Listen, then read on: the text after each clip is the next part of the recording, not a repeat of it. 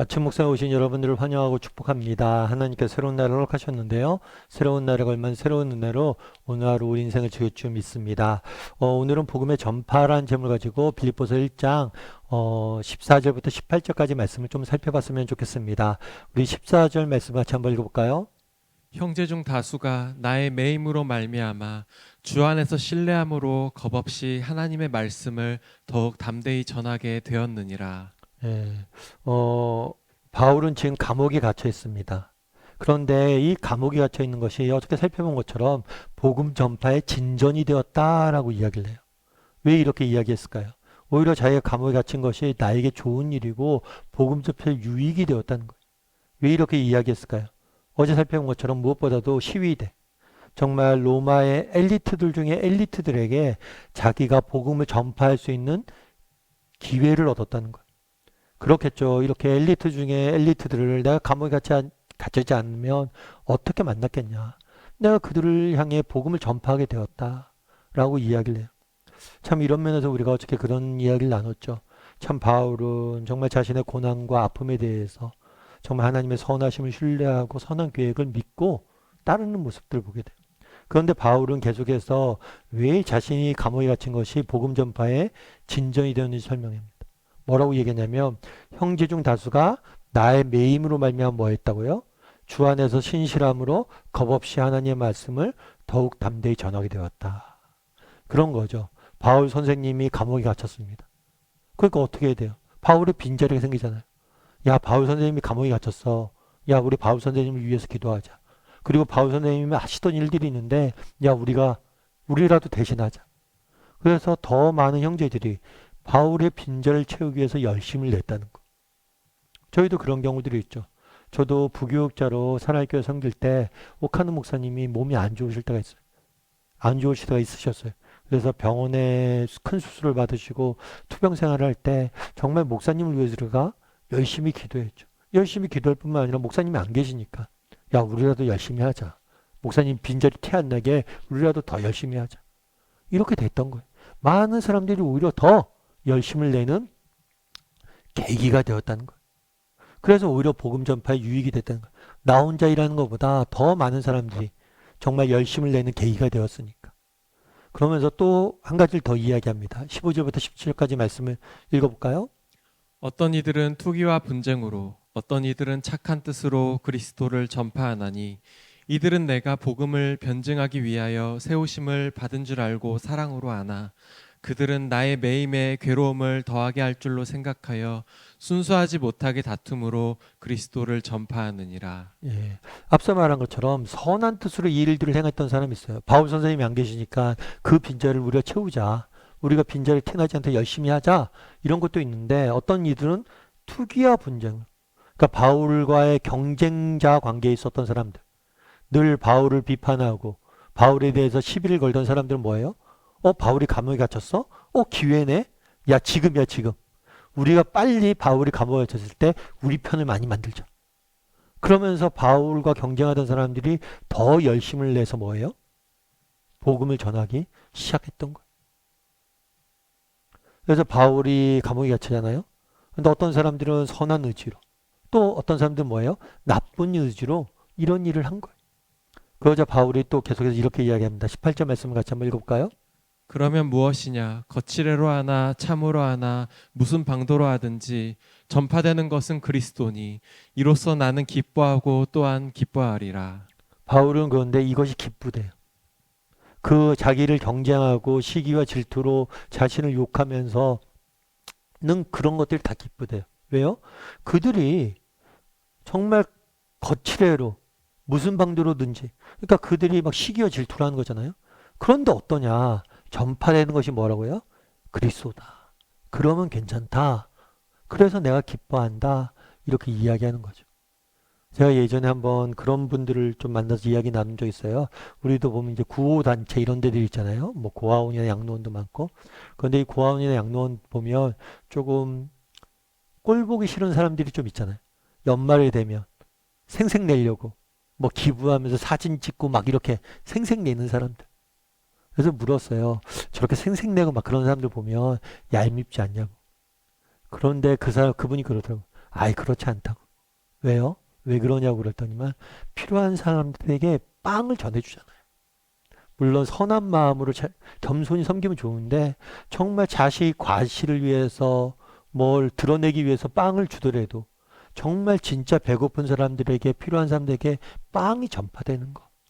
그렇게 하면 되는 거라고. 그래서 빵만 전해주면 된다. 그 얘기를 하더라고요.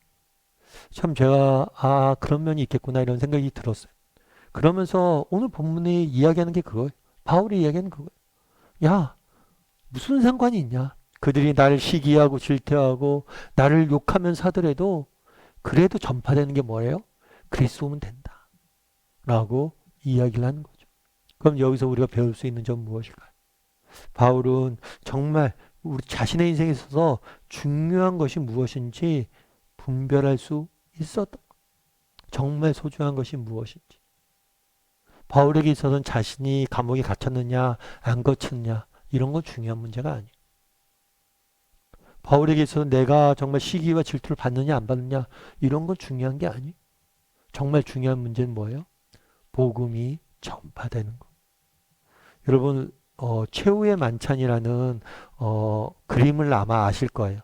레오나르도 다빈치가 그린 그림인데 이 최후의 만찬 같은 경우에는 예수님께서 정말 십자가에 달리시기 전날 밤 다락방에서 제자들과 함께 모여서 식사를 나눴던 그 정황을 그림으로 그린 거예요.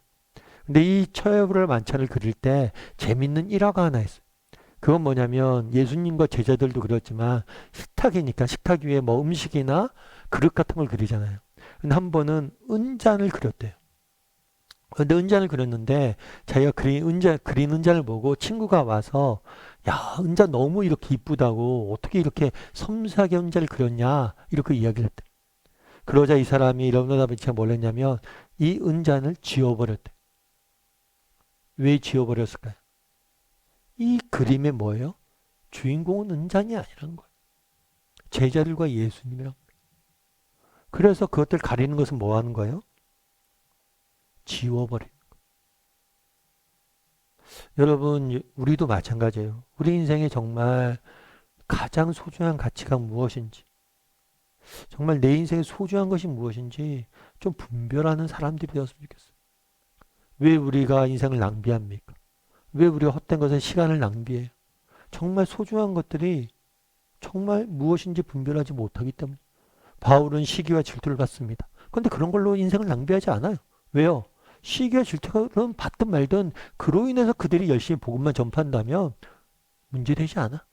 시기와 질투로 인해서 감정 소비를 하지 않습니다. 중요한 건 그리스도가 전파되는 거죠. 정말 우리도 마찬가지.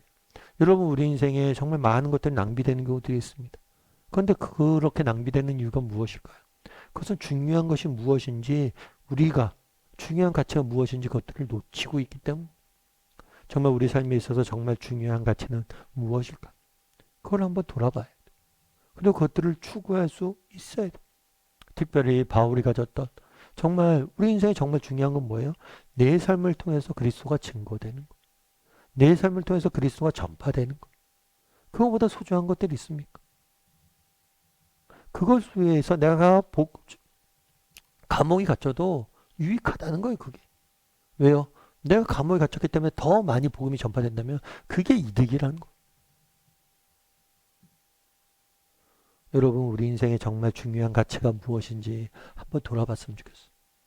그리고 바울이 가졌던 것처럼 정말 우리 인생에 가장 중요한 것은 내 삶을 통해서 그리스도가 증거하는 것, 그리스도가 증거되는 것이다. 이 사실에 대한 확신을 가졌으면 좋겠어요. 우리 자녀들도 마찬가지잖아요. 우리 자녀를 양육할 때 여러분 자녀 양육하는 데 있어서 제일 중요한 게 뭐예요? 그건 그들에게 믿음을 심는 거예요. 여러분 우리가 자녀에게 재산도 물려줄 수 있고 좋은 학벌도 물려줄 수 있고 다 물려줄 수 있죠.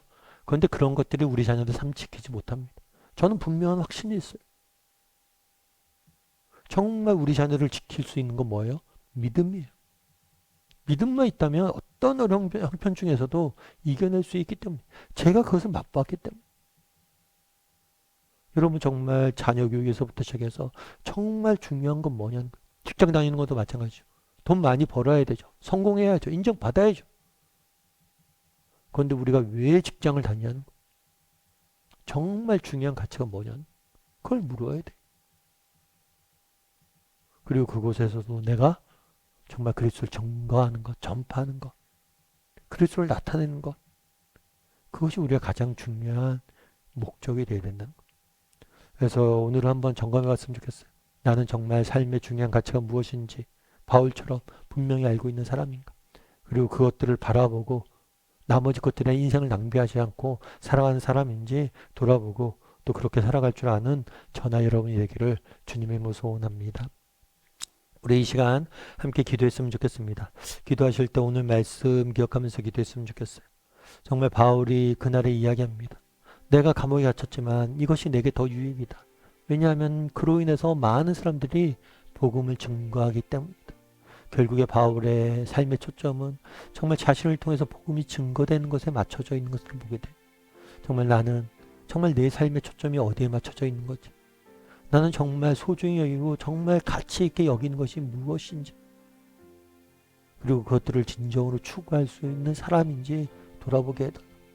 특별히 우리에게 믿음보다 소중한 것은 없습니다. 우리 자녀들에게 믿음을 가르치는 것보다 더 소중한 것이 없어요. 그래서 나는 정말 소중한 것이 무엇인지 알고 그것들 추구하는 사람인지 돌아보게 해달라고.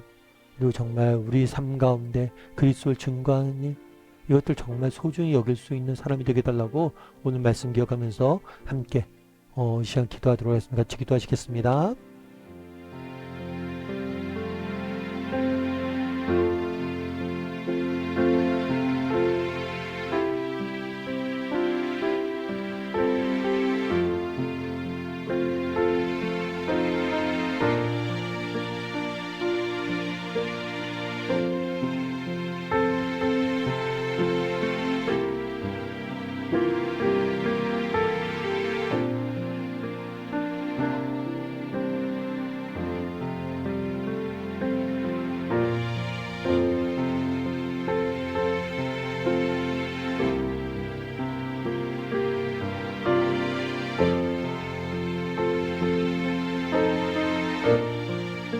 사랑의 하나님, 정말 이 땅을 살면서 정말 우리 인생에 소중한 것이 무엇인지, 정말 우리가 추구하고 지켜야 될 가치가 무엇인지 잊지 않게 도와주시옵소서. 그리고 그것들을 추구할 줄 아는 사람이 되게 도와주시옵소서. 무엇보다도 정말 믿음을 지키고 믿음을 가꾸고 믿음의 유산을 남겨주는 것보다 우리 인생에 소중한 것이 없음을 저희가 압니다.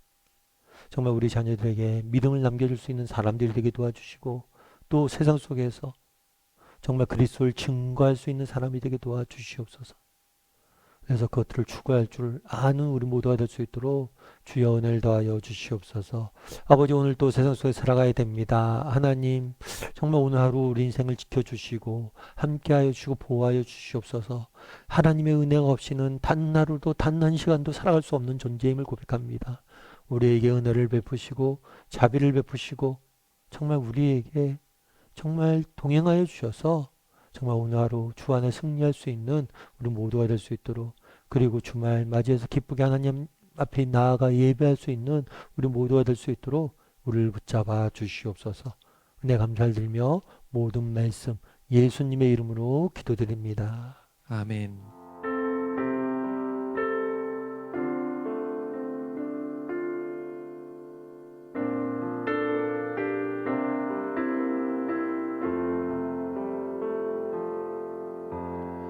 나의 주님은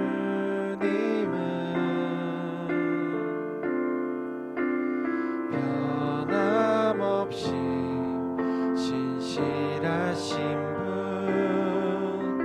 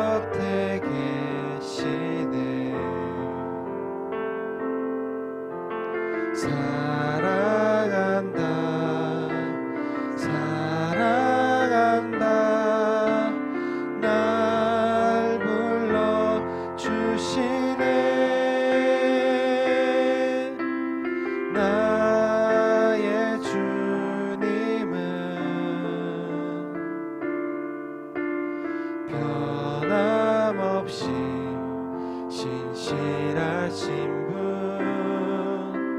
사랑한다고